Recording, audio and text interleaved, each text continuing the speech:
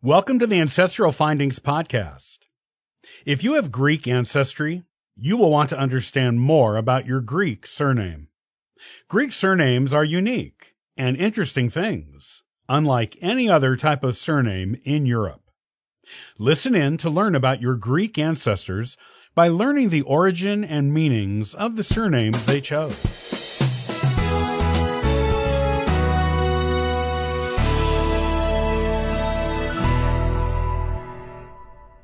Greek surnames are usually recognizable on sight or upon hearing them. They all have a similar sound and/or structure to them. However, their similarity to any other European surnames ends there. For the most part, Greek surnames are difficult for foreigners to pronounce and have a complicated word structure unlike any other European surname.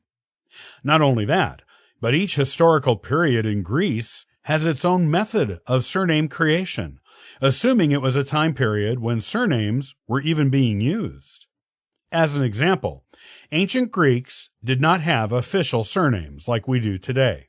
However, they did use patronymics to identify each other from their friends and neighbors who may have the same given name as them.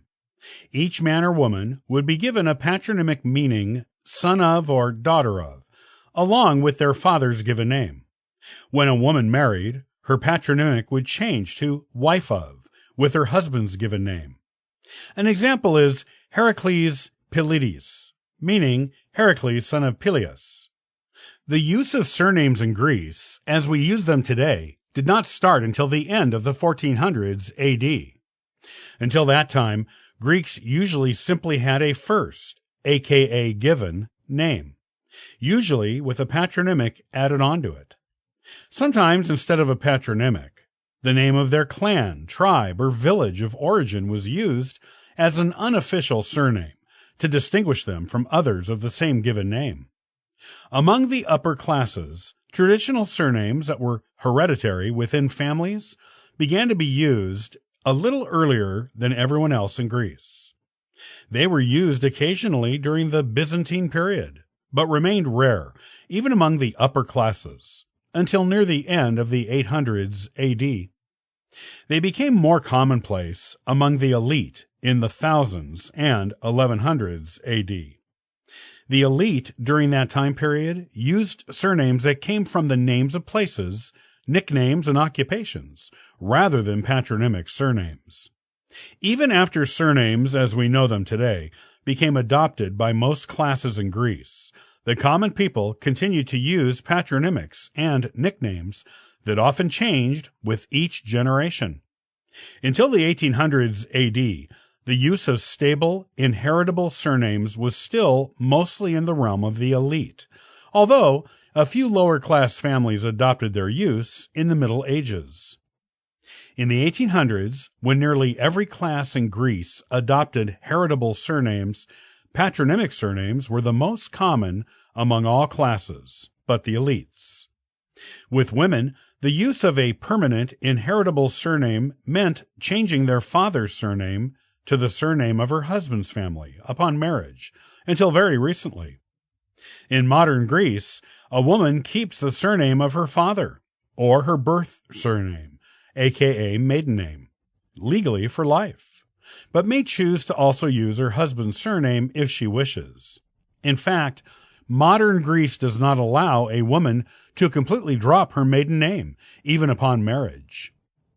Modern Greece also has a unique way of naming people that were not used in ancient times and is still not used in most other countries.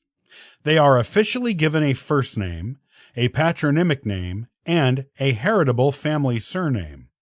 This is the name that is on their birth certificates. Other than patronymic surnames, where the origin is a clear one, there are other types of surnames in Greek history and modern Greece. You may find matronymics, in which a person has a surname based on the name of their mother, though this is incredibly uncommon. There are also surnames that are based on a profession, unique abilities, animals, places of origin, and nicknames. You can also usually tell where in Greece a person's family originated. While these rules are not always true, They are common. So, most of the time, someone whose surname ends in Akis has a family that came from Crete. Likewise, those with a surname ending in Ellis usually comes from Lesbos. Opolis means they came from the Peloponnese Peninsula. Idis indicates an origin in Pontus or Asia Minor. Iatus is from Messenia or Lenonia, and Audus originated with someone from Macedonia.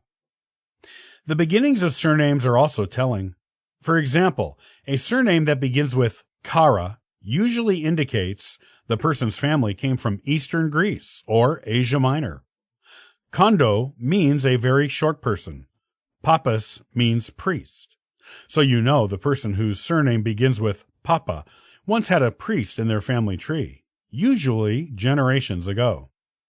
Incidentally, Papadopoulos is one of the most common surnames in modern Greece.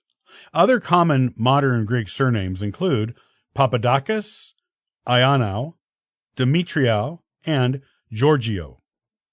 You will also find plenty of Greek surnames reflecting physical characteristics. Those that start with Kanto, Macro, and Chandro mean short, tall, and fat. Occupational prefixes on surnames are also common, such as Archi, which means boss, and Mastro, which means craftsman. An interesting surname prefix in Greece is Haji, which means pilgrimage. A person with a surname with this prefix once had an ancestor who went on a pilgrimage to the Holy Land. You might even find that your Greek ancestry goes beyond Greece by the surname your Greek ancestors adopted. A Greek surname that ends in aglau means the first person who used it was of Turkish origin and migrated to Greece. The Greek surname Volgaropoulos means son of a Bulgarian. So you know your Greek surname adopting ancestor's father came to Greece from Bulgaria.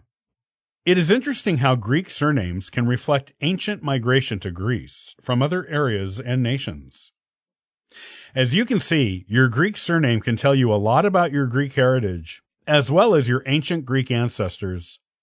This is the type of information that is usually not found in written records, as it may predate them, or they may have been lost or not recorded. However, a careful study of your Greek surname will reveal the origins of your Greek family in a way the records never will. Surnames are some of the best oral history records in any country.